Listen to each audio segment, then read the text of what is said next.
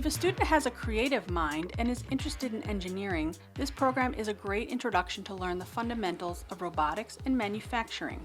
This course was designed and continuously reviewed by individuals within the manufacturing industry around the Hudson Valley and focuses on the fundamental concepts of engineering that is strongly supported by a great deal of hands-on experience. In the classroom setting, students will be introduced to the disciplines of robotics, 3D design, manufacturing techniques, and mechanical and electrical engineering.